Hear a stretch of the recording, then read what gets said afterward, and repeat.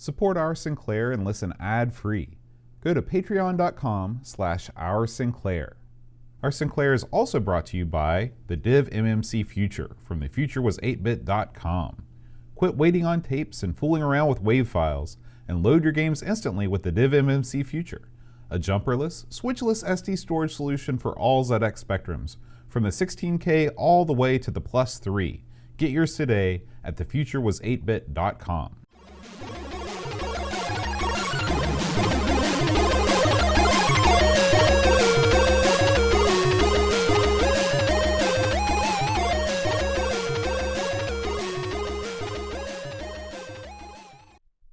Hi everybody, welcome to Our Sinclair. I'm John. I'm Aaron. And today we're going to be talking about Magicland Dizzy. Ooh, Magicland. When I looked for this game on my list of games on the Spectrum, I could not find it because it's also known as Dizzy 4. I heard that, I read that. I would like to live in Magicland, but not this Magicland, though. But that sounds like a nice place to visit. Well, I was thinking about 4. Okay.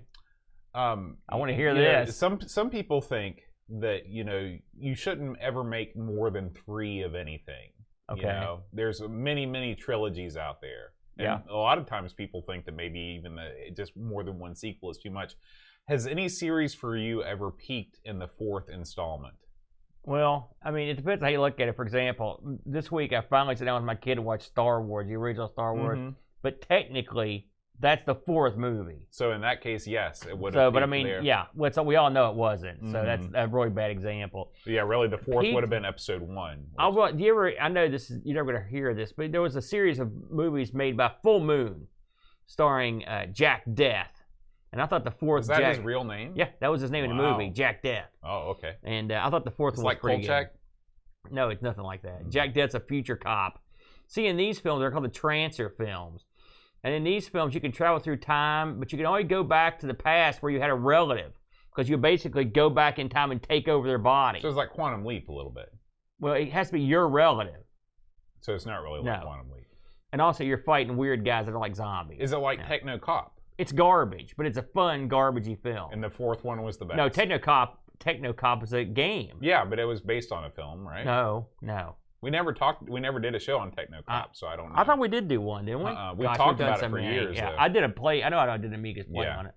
But no, I'm trying to think of 4th. I mean, not a ton of movies. I'll tell you this right now. The Voyage Home. Bam. End of discussion. Let me think. Is that the one with the whales? Yeah. That's not the peak of the series. The guy giving the finger and Spock gives him the thing. That's one series where the 6th movie was the second best film, maybe the best. It's right up there, but I've never seen the 6th one. The Undiscovered Country. Actually, I have. I've watched them all in sequence. Yeah. So it goes Wrath of Khan, number 1. I don't think anybody's gonna fight you on that. Then you got Undiscovered Countries 2. Then a lot of people like the whale one. I'm not the biggest fan of that one. I would go with Star Trek. Let's see, that was 4-3. I think would be 3rd one, and then Star Trek 4 would be next. And I didn't like the first one, so that'd be the 5th one, and then the last one. Everyone hates Star Trek 5. That was garbage. If you're looking for God. That's no good. Yeah. And Kirk directed that one too. So no wonder. I think he was talking about himself. He was. What about you? Can you think of anything that was a 4th or? I just said it. Aside from that, you got one, and you were wrong about that. I think the 4th season of DS9. Is the best. That's really when the series took off. It's hard to say because there are not. I mean, Super Mario Brothers 4, which was the technical name for Super Mario World. That was the good. Best, the best of the series there.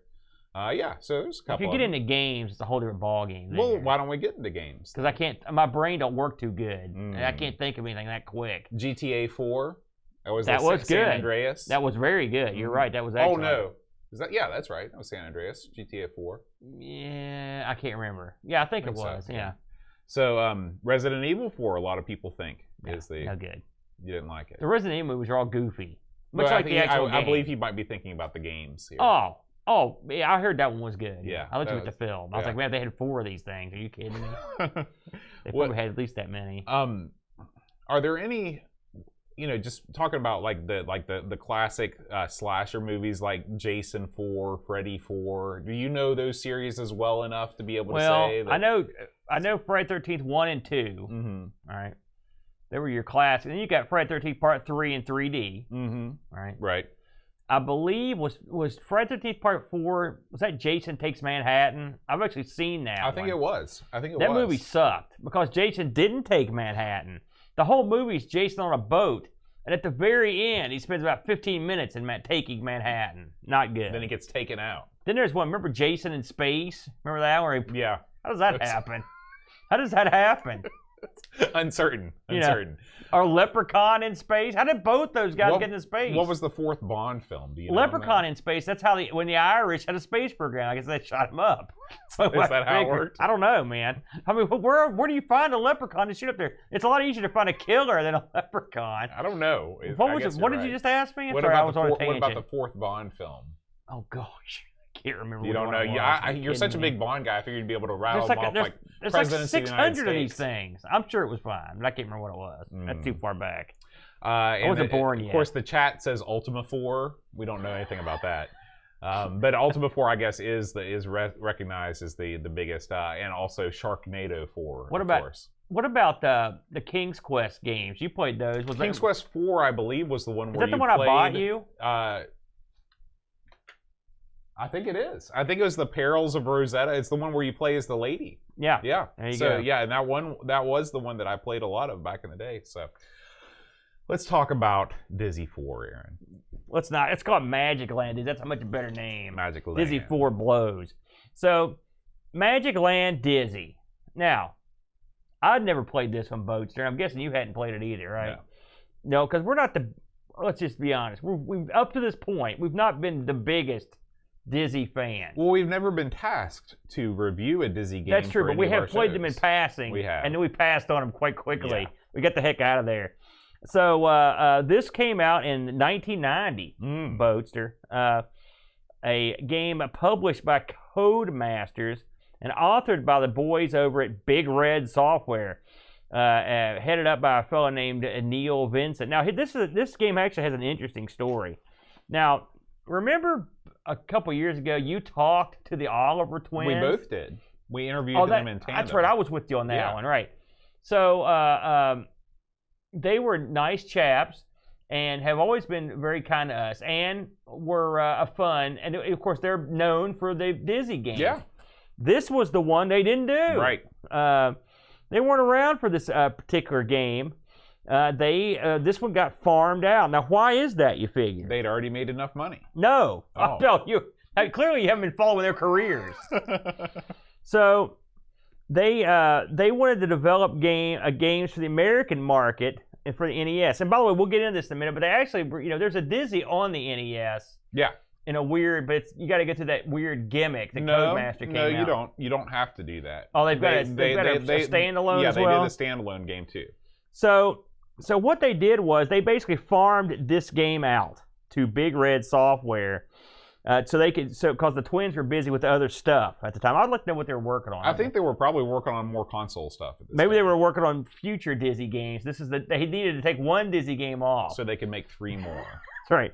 So now this game actually got promoted in a weird way. I get it. I don't know. Maybe somebody in the chat has even played this. So to promote this Magicland Dizzy, they did a game that was on a magazine. It was on Crash, 1991 magazine, called Dizzy 3.5. Basically, it's a 5-screen mini adventure. And you said it was a cover disc game? It was. Okay. And they put it out, and this was supposed to get you hyped up for this one. All right. In the cover game, Dizzy and his cousin Danny. It's a prequel. They're in the game, and it ends with Dizzy teleporting to Magicland. Okay, right? So it's a big setup. Yeah, that's right. That's the way you do it. It's odd that this game came out in 90, and this the thing here says that this was on the 91 edition of Crash. So this must have came out. They must have officially released this right at the end of 90. Right. That's what I'm thinking. This came out. Or this game, the magazine might be post-dated by a month. So they do that, don't they? Not the biggest magazine guy. So this game introduces a whole slew of eggs. There's a whole family. They're known as the Yolk Folk. Aaron. The Yolk Folk. That's right. So, and by the way, that says here that's the only time that you're ever going to see Danny in one of these games. Yeah, so, he's like the older brother in Happy Days. God, I forgot about that guy. So So you've got Dylan, or Dylan, if you will, is in it. You've got Denzel. I didn't name him. It's my favorite. Dozy. Yep. I think I know her. Dora, Daisy, and Grand Dizzy. Grand Dizzy. That's the old one. Mm-hmm. They're all trapped. So when this game opens up, here's the backstory. Did you know any of this? Did you read the docs on this? I printed out the docs and read them. I have read them, but I would like to hear you read. So the evil wizard Zax, that's with a Z-A-K-S or Z-A-K-S, he's apparently tussled with Dizzy in the past, has returned, and he cast 6 spells on the Yoke folk and basically hosed them. So Dylan, he turned into a bush. You meet Dylan pretty early. Denzel is frozen. Dozy is put in like a Sleeping Beauty style sleep. Dora is turned into a frog. And Daisy is enlarged and imprisoned in this big room. There's some interesting fan art out there of Daisy in her enlarged version. Well, I saw that. It was not the art, the actual graphics. Oh, okay. And Grand Dizzy's trapped in a magic mirror. So Dizzy is tasked with rescuing all of his family. So when this game starts, you load it up, and at least the version I played the 48K version, I should mention. Now, I did watch some people play the 128, and you got that music, and that music's pretty good for about a minute. And then it got a little. I was glad I played the not musical version. Yeah, I mean it's a single track, and it's a fine track, but this is another example of a game where there is no graphical difference between the 48 and the 128. Oh yeah, but you do get music on the 128. Yeah. So this is one of these games, and I guess all the Dizzy games are sort of like this, where you go around collecting stuff to solve these little puzzles. Mm-hmm. But it also has elements of action. Now, when this game first started up, it says hit spacebar or fire continuous. I put it on the keyboard like I always do. And then I tried to hit left and right, and I couldn't move. Well, this doesn't use left and right. It uses like O and P. Yeah, a Z and X or something like that. So I figured it out. And then you take off. Now, right away, I'll tell you the first thing that struck me on this, because it looks like most of the other Dizzy games we played. But the first thing that struck me was I wasn't instantly murdered the second I did anything. Right. Which is... That's a plus. Yeah. I'll never forget during Amigathon that one year when we played Treasure Island Dizzy. Man, it was brutal. That came at a bad time too. So the first thing I could do with Dizzy was actually move around. Now, I mean, I know. Listen, I don't want to stereotype all these games, but we've played 2 or 3 of them, and every time it seems like you're insta killed or captured, or a cage falls on you, or you stumble into a trap or something. I could actually move around. This is good. Yeah. Also, I noticed that when Dizzy jumps, he always says that he's a tumbler, Dizzy. He is. And when he jumps, man, he can literally jump off the screen, and his jump continues on the other screen. And you must use that as a gameplay mechanic in this game. Yeah, because there are blind jumps as you enter the level. There are not places I got, but tons of them. That's one of the core things in a Dizzy game is that you've got to know at what angle to approach the jump off the screen to find the ledge on the next screen. Yeah, over. And I will say, but I'm going to praise that, believe it or not, in a minute. So Dizzy, like I mentioned, his family have been entrapped, and so you're supposed to figure out these puzzly ways to unentrap them. Now, full disclosure. I didn't unentrap anybody. I was not good. I even watched a walkthrough just to get a little bit further, but I actually did see a good chunk of the game. This game is not what I would call huge. It's I don't know. I want to say that there's about 60 screens. Oh, I don't think there's that many. Oh yeah, there definitely are. 60? I've seen a map of it. I watched the whole game. I watched it all the way to the end, and so I remember there's multiple levels too. Yeah, but I mean that would be a lot. You might be right. I don't know. It's hard for me to judge. So as Dizzy, you're going to come across things you can pick up. And when you one thing you can pick up is diamonds. When you pick those up, he gets to keep them. That's right. When you come That's across what I do when I get a diamond. When you come across other stuff like keys or bags or cranks or whatever, you have an inventory in this thing, and when you walk up to something, you hit enter, he picks it up. Now it'll ask you, do you want to pick this up, or do you want to drop stuff? The inventory system in this is goofy, but eventually I got used to it. It's different. It's different but functional. It's better than the other one. Yeah. It's still not great. Yeah, we are iterating upon the earlier systems, and this is so far the best that I've seen. Yeah. This is better than the other Dizzy games in terms of that, in my opinion. Now, I did read some criticism of that, but that's the way it is. Dizzy controls well. You can actually explore for a good ways before you are screwed. I actually got to go look. I finally, it's funny, it took this Dizzy game for me to kind of get Dizzy, believe it or not. I kind of get it. And what I get is, if you put yourself in the footsteps of somebody that just bought this game and brought it home for the Spectrum, this game feels vast. It's got a lot. It promotes exploration. It's very tricky. There are places you can go that don't seem obvious until you try to do it, and that's fun. Now you can. And I felt like I did pretty well without actually getting a whole lot of puzzling done, just by going to see, okay, where can I possibly go? Right. And I ended up, you could go a lot of places. And that's part of the game. I think a big part of Dizzy is the exploration. And I think this game, now again, we've not played all the Dizzy games, but this game, above the other ones, promotes it because it's not nearly, at least to my reckoning, as lethal as the other Dizzy. I mean, really the Dizzy games that I've spent the most time with is the first one. I've spent quite a bit. I've played it on several streams, and I've played it on my own for a while. And that game is much more of an action game, where a big part of the game is negotiating difficult platform jumping, where there is no recourse if you die. And the big thing that this game added, which you may talk about later on, is that this game added lives. This was the first Dizzy game with 3 lives. I was stunned, by the way, because I was like, well, I guess I'm screwed. So as you go through to try to get the items you need to rescue these people, this is where the game is not as much fun for me, because I have no idea what I'm doing. It is, I mean, and again, you got to consider, this is what we're talking about when we look at these for a week.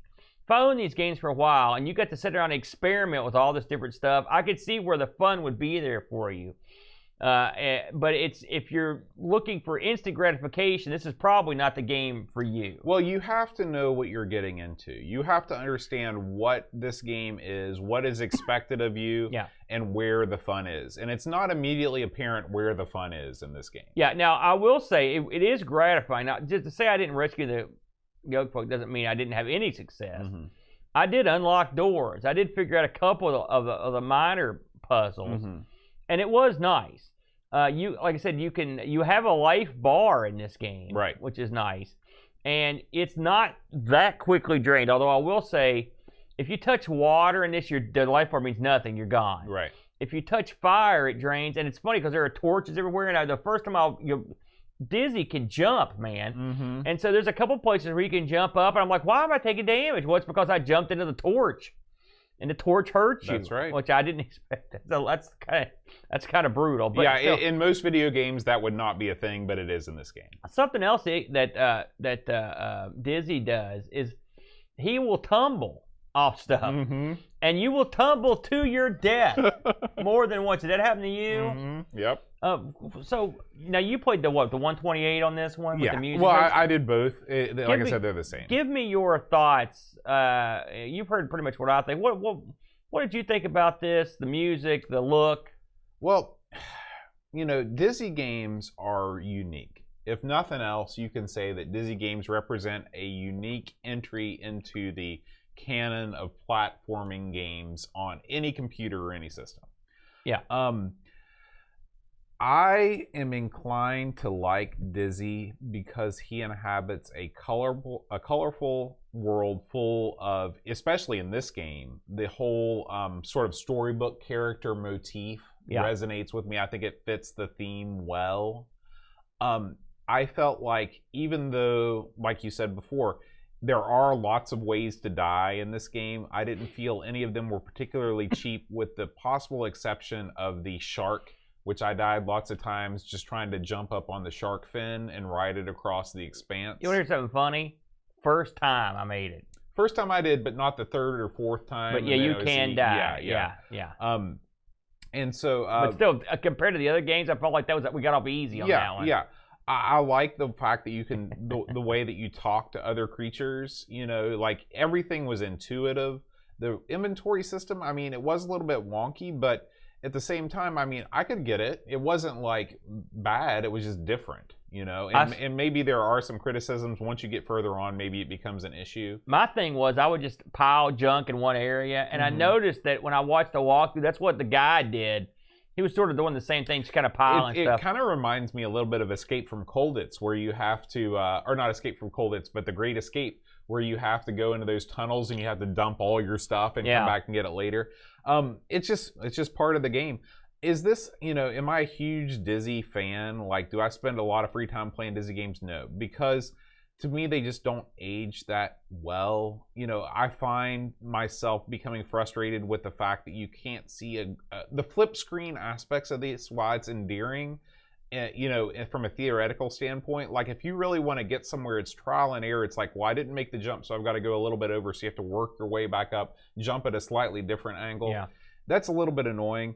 But on the whole, I think that this is a solid entry. And one thing that you have to keep in mind is that this game, I think, originally retailed for like £3 or something like that. It was £2.99. cheap. Yeah, it was. And so, although originally you could only buy this with the 5 Dizzy compilation or 4 of it. This was part of the big Dizzy set at first, and eventually it got released. But I mean, if you're looking for cheap thrills, I mean, you could do worse.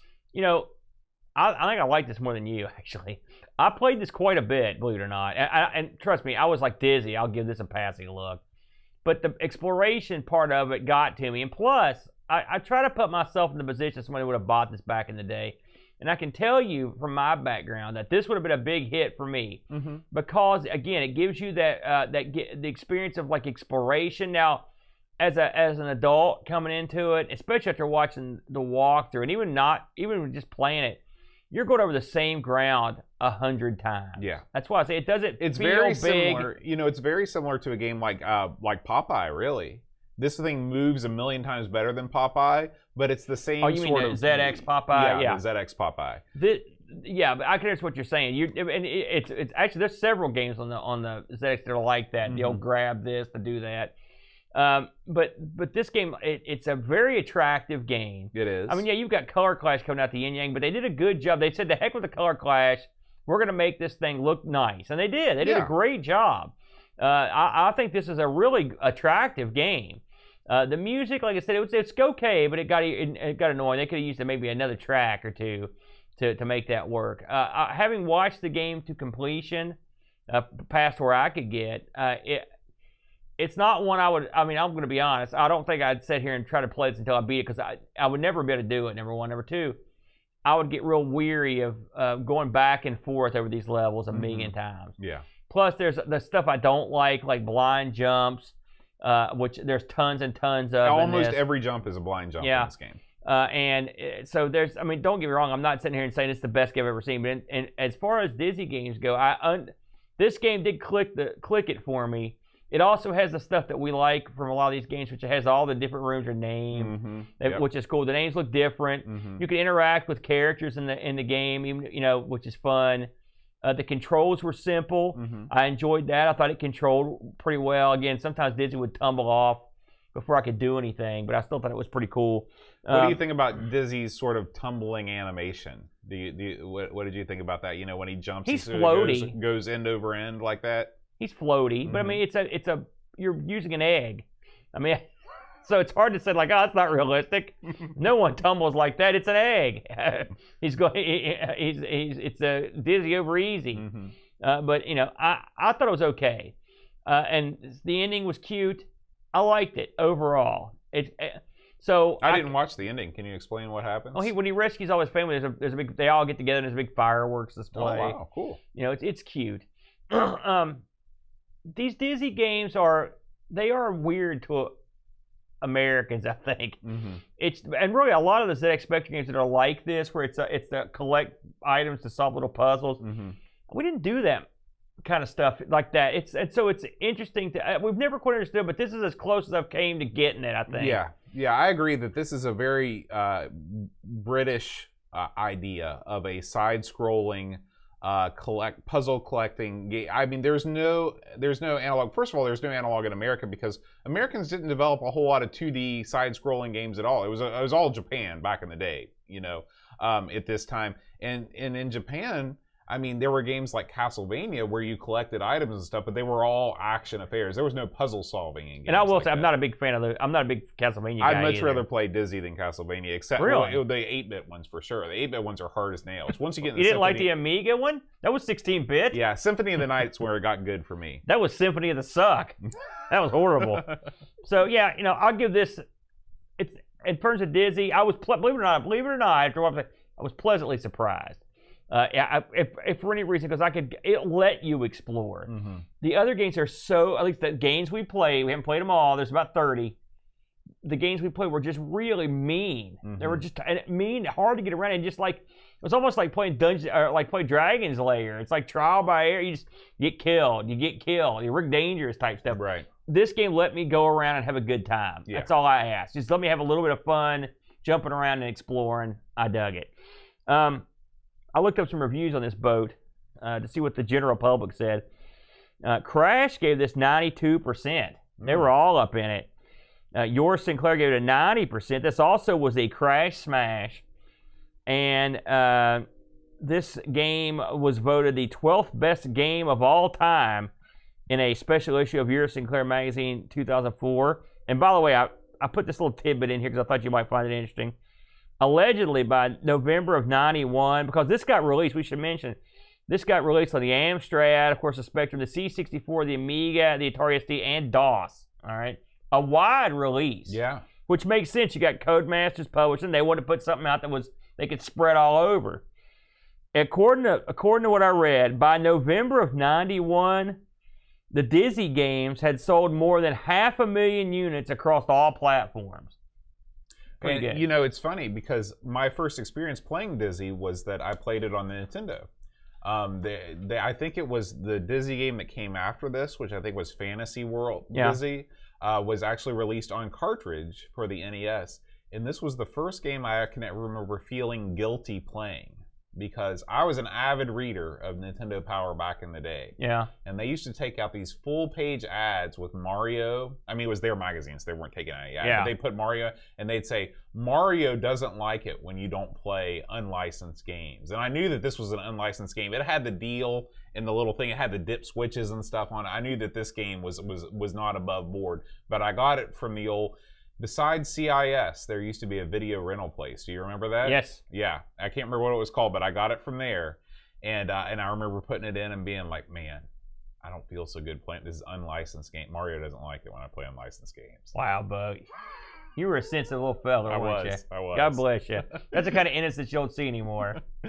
We got a bunch of reviews on the Discord for this one. This might be our most reviewed game of all time. I saw a couple of these, and they were all over the map. Yeah. And just a reminder, if you enjoy our Sinclair and if you support us, even at just $1 a month, you get access to our Discord server and you can post your own review, which we'll read on the air as we do. Graham Bebke says, I am getting in early because of my work trip to Africa. It's going to be biased, but I simply hate Dizzy, that unexciting character. I don't need to play this 2 out of 10 game again. There is no exaggeration. If you have played any Dizzy game, you have played them all, and they aren't what they are cracked up to be. Wow. He's Graham got zingers is going left crazy. And right. Yeah. Good luck down in Africa, my friend. Let's see here. Roussel writes, time has not been kind to the early Dizzy games on the Specky, and while I'll always have a certain level of loving nostalgia for the series, the gameplay is extremely unfriendly. Obtuse puzzle designs, strange movement physics, cumbersome inventory management, and crippling bugs are more prevalent now than ever. This version of the game won't change anyone's mind about the series. If you want to dip your toes in the water but don't want to nerf the experience, check out the enhanced remake on the NES, Wonderland Dizzy. If you're dead set on playing this style of game on the Spectrum, just play Seymour Goes to Hollywood instead. Is that the one you played, Wonderland? Do you remember which one you played? No, this was an unreleased game that just got put out. Oh, I see. Okay. FrodoNL writes, I am so not going to play this again. I very strongly dislike any Dizzy game I ever tried. Just from having a quick look at some playthrough video, the first 5 minutes of it actually, since I could not handle more. 2 out of 10. Wow. 2 out of 10 just watching the video. They're killing this game. They're killing it. Chris Foulds writes, this is probably the best egg-based wander around collecting things game that came out on the Spectrum that year. That said, it's still a horrible, horrible game that controls awkwardly and weird puzzles that is just not enjoyable for me. Maybe you need those good old rose-tinted specs. 5 out of 10. It's funny, a couple people have mentioned the control, and I thought the control was actually pretty solid. I thought it was okay. If you can get past that shark part, you're doing pretty good, as far as I'm concerned. Pixels at Dawn writes, the Dizzy games, to me, are proto point-and-click adventures in a platform wrapping which I played constantly in the Spectrum's heyday. Yes, that's exactly what it is, yes. The UI and gameplay loop was well established by the time we reached this, the 4th game in the series, and the errant rolling jump that has caught out many a careless gamer had become a series staple. Got me. Magicland is my pick of the bunch, using a strong fairy tale theme in its item-based puzzles in such a way that it avoids the moon logic present in some of the earlier games. It's a characterful game and has an absolutely cracking soundtrack on the 128K version, but it does suffer from some difficult navigational elements like the lily pads and shark fin, and the first time through requires some trial and error to work things out, both of which mean being tied to just 3 lives can be a problem. Hard but beatable. The only Dizzy game I played to completion back in the day, so no save states. 8 out of 10. Duncan Styles. Dunk. He writes, the Dizzy games were a big part of my 8-bit gaming days. Cheap and cheerful cartoon adventures that required patience, something I have very little of today. I like the setting for this one, but it does seem a little tougher on the player than the rest, with some careful timing needed to rescue the Yoke folk. I can't think of any other game series which involved an ongoing cast of fun characters, and I think this is what drew me in. Nostalgia is definitely at work here, and I doubt I would put up with its annoying moments if it were still a modern game, so I will knock a point off for that. Still, I love the Dizzy games. 7 out of 10. And finally, Paul, aka Hermski, writes 7 out of 10. Another Oliver Twins production, or was it? I'm sure the twins will take their controversial secrets to the grave. A very pleasant game with a lot going on, easy to understand puzzles and objectives. The death bar is a better solution in this episode. Like the death bar. It's the death bar. I think I've drank there. However, was it color clash or was the Dizzy character more like a chameleon? The camouflage clashing bugged the hell out of me. Controlling Dizzy took some time getting used to, but nowhere near as frustrating as Underworld. Overall, a comically attractive game. Yeah.